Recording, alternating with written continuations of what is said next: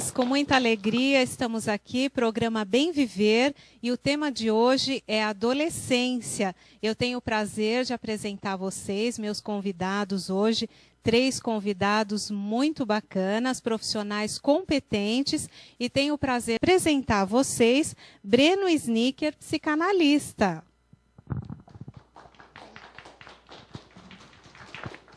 Quero apresentar a vocês também a Graça Margarete, psicopedagoga.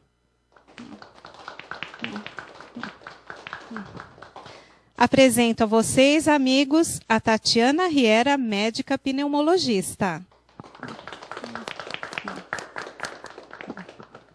O nosso tema de hoje, adolescência. Você, internauta, se prepara, então, para as perguntas, né? E eu quero começar conversando com a Graça. A gente quer saber, Graça, quais são as características da adolescência e qual a idade da puberdade e da adolescência. Boa tarde, Graça. Todos os internautas aí que estão assistindo o programa, e boa tarde aqui para o auditório, né? Bem, vamos lá. Adolescência é muito recentemente o estudo do adolescente, é algo do século XXI. Então, essa é a primeira coisa. Logo, tem muita coisa ainda a ser descoberta com relação ao adolescente. O primeiro trabalho de estudo do adolescente no Brasil foi feito em 1970, em Goiás, por uma universidade em Goiás. Então, vamos lá. As características que você me pergunta. O adolescente é uma fase de modificações muito grandes, tanto interna quanto externa. E dentro dessas modificações, elas são de diversas ordens. Física é, de repente, eu ser um menino e nessas transformações eu me torno um homem com corpo de homem e a menina com corpo de mulher, né? Emocionais, quem eu sou, em que eu acredito, que profissão que eu vou seguir. Cognitivas, porque há muito mais abstração e eles se tornam muito mais questionadores e críticos. E nesse questionamento e nessa crítica que eles têm, eles começam a questionar muitas das valores, muitas das coisas que eles presenciaram e presenciam. E sexual também. Por quê? Porque é somente na adolescência que começa o desejo sexual. Aí você me pergunta a faixa de idade da puberdade e da adolescência.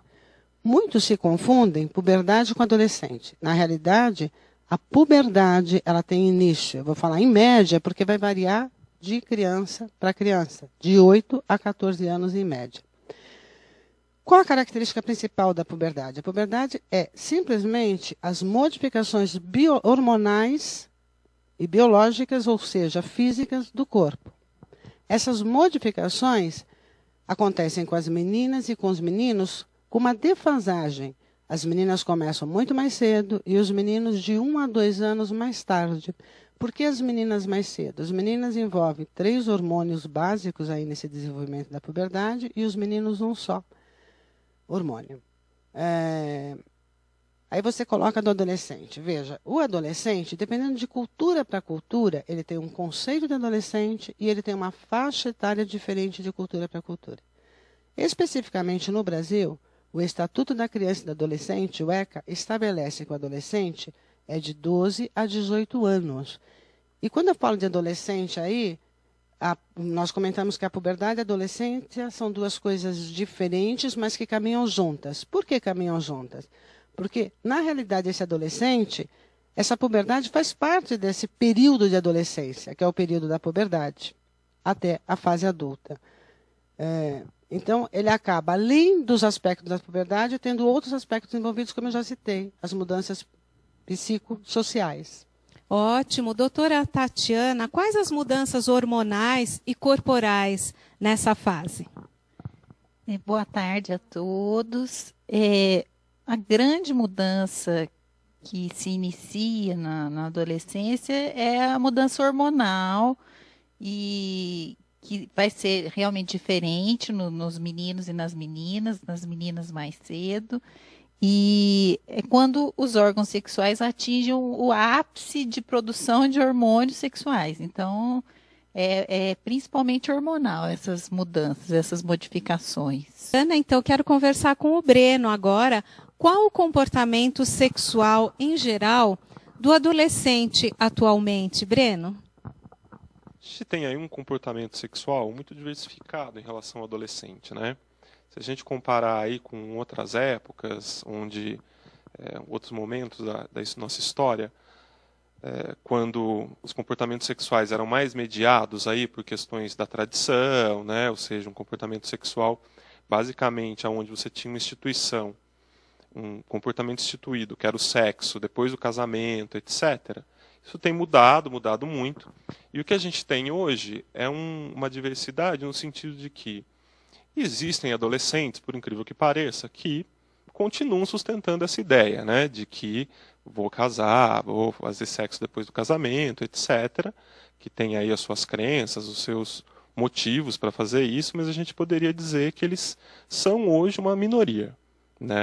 Partindo do pressuposto, então, que a iniciação sexual do adolescente vai acontecer antes do casamento e de forma variada, a gente vai ter desde adolescentes que vão começar no primeiro momento só ficar, ter suas primeiras experiências, né? Experiências com o sexo oposto, experimentações, de beijar um colega, etc.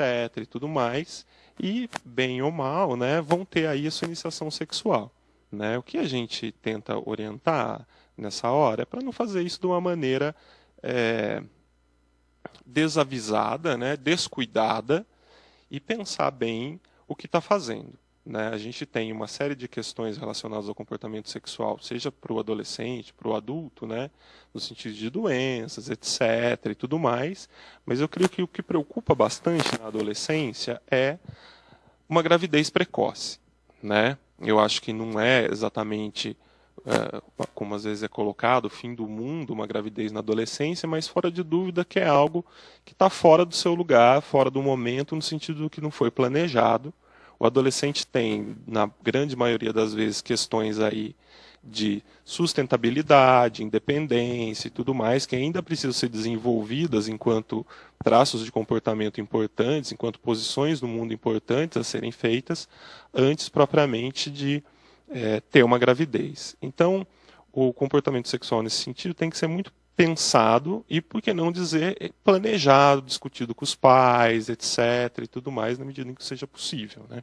A gente vai conversar sobre as crises dos adolescentes e qual a orientação para os adolescentes e para os pais. Breno? Bom, é muito comum se dizer nessa época da crise da adolescência, né? Ou seja, um determinado período onde se tem aí uma série de conflitos característicos que são nomeados aí como crise da adolescência. O que a gente tem, na verdade, é um primeiro momento onde a gente pode dizer que o humano começa a ocupar uma posição no mundo onde vai ser mais sujeito das suas ações, onde, como falou a Graça, vai questionar um pouco aquilo que foi passado para ele, etc. e tudo mais. O que acontece é que, às vezes, né, e eu poderia até dizer que na maioria das vezes, esse processo acaba sendo um pouco conturbado, por conta dos pais aí terem suas crenças, dos filhos terem outras crenças, por conta de que o mundo que os pais viveram era um, do mundo que os filhos viveram é outro. Então, uma primeira coisa que é comum nessa época é um certo conflito de gerações, né? Ou seja, uma certa disputa entre os filhos e os pais a respeito do que é correto, do que não é correto, do que se pode ou não se deve fazer. Ademais, a gente pode dizer também que o adolescente tem uma série de impulsos, uma série de desejos, uma série de questões que são questões que a gente poderia dizer até adultas, né? Que são características da vida adulta. Mas a capacidade que ele tem para lidar com essas questões, seja em termos afetivos, seja em termos financeiros, seja relativas à própria independência dele enquanto ser humano, ainda não estão totalmente maduras, né? Então, é necessário aí muito tato da parte dos pais em como lidar com essas questões, né? Porque certamente não adianta querer resolver o problema desse adolescente da maneira como ele resolveu o seu próprio problema. Se trata de estabelecer minimamente um campo de diálogo, onde essas questões possam ser expostas e daí resolvidas singularmente de adolescente para adolescente, de família para família. Ok, doutora Tatiana, a gente tem uma pergunta aqui. Dirce tem um filho adolescente que é mudo, não fala nada, gosta de ficar no quarto pensando e quando vai nas festas de nossa família, não abre a boca. O que eu faço? Os psicólogos aqui, eu acho que poderiam ajudar até mais. Mas eu acho que a parte da conversa, eu acho que é o principal. O problema é que o adolescente não quer conversar com o pai e com a mãe, né? Então, esse que é o mais difícil. Eu acho que, não sei se a Graça pode. Graça? Eu diria, veja, primeiro tem poucos dados aí, porque na realidade está dizendo que ele não conversa. Precisaria de muito mais dados. Quando começou isso... em que situação, pode ter acontecido alguma coisa, ou no prédio onde mora, onde na escola, que levou a ficar dessa forma. Então, ele está introspectivo. Eu vou citar isso porque pode ser um monte de outras coisas, mas, a princípio, uma criança introspectiva. Como a doutora Tatiane falou, uma das primeiras coisas é uma conversa, é o diálogo, e como o Breno falou também, a importância que tem o diálogo dos pais com os filhos adolescentes. E muitos se esquecem disso e continuam tratando o filho adolescente como tratavam ele na infância, querendo impor normas, impor regras e não funciona. Então, voltando à questão, essa mãe teria que se aproximar, primeiro levantar todos esses dados, é fundamental para poder fazer um diagnóstico, porque às vezes ele simplesmente está passando por uma fase de introspecção e que vai passar. Porque o adolescente tem muitos altos e baixos nessas relações. Então, pode ser um momento. E isso a mãe vai ter que ter um diálogo e tentar descobrir. Mas não é um diálogo tipo, filha, o que você tem que você está assim? É um diálogo muito mais amplo para poder perceber o que está acontecendo com esse filho. E é óbvio, se isso continuar, aí procurar alguma ajuda. Tá? E Derli, para Graça, ela pergunta assim, minha filha de 16 anos me pede para deixar ela dormir com o namorado em nossa casa, já que mantém relações sexuais com o namorado. Devo deixar? Graça. Bem, essa é uma questão super, como eu diria, houve até uma pesquisa em 2009, onde no Brasil inteiro levantou com os pais quem deixaria ou não o filho e a filha dormir com o namorado em casa. Qual foi o resultado final? 52% dos pais deixariam, não deixariam, perdão. 48% deixariam, ou seja, a diferença é muito tênue. Então, comentando a pergunta dela, primeiro eu daria parabéns se realmente essa filha veio conversar com essa mãe, porque significa que existe um diálogo, ou seja, essa filha está testando essa relação, né, para poder dar abertura para um diálogo. Outra coisa que eu diria, essa questão de transar com o namorado, não importa se o pai e a mãe quer ou não, isso vai acontecer, porque é bem característico do jovem essa descoberta da sexualidade, normalmente é com o namorado mesmo, principalmente as meninas, normalmente ela corre com o namorado. Então vai depender muito da família, de como essa família vê. E um outro engano muito grande é que a gente acha que os pais que deixam os filhos terem relações sexuais dentro da própria casa estão dando muita liberdade. É uma liberdade. Na realidade, eles estão controlando esse filho, querendo saber com quem anda, com quem namora, com quem está. Então, também tem esse outro lado que as pessoas esquecem de verificar, que é estar, na realidade, sob o controle do que está acontecendo com esse filho. Eu não sei, eu acho que fica muito da família. Que tipo de família é essa e o que você escolhe? Eu só queria deixar claro que tem as duas coisas. E tem pais que dizem que é uma falta de respeito tremenda. Será que não é uma forma de abrir para um diálogo para a sexualidade? Porque eu diria que muitas famílias não falam de sexualidade com seus filhos. Isso é raro.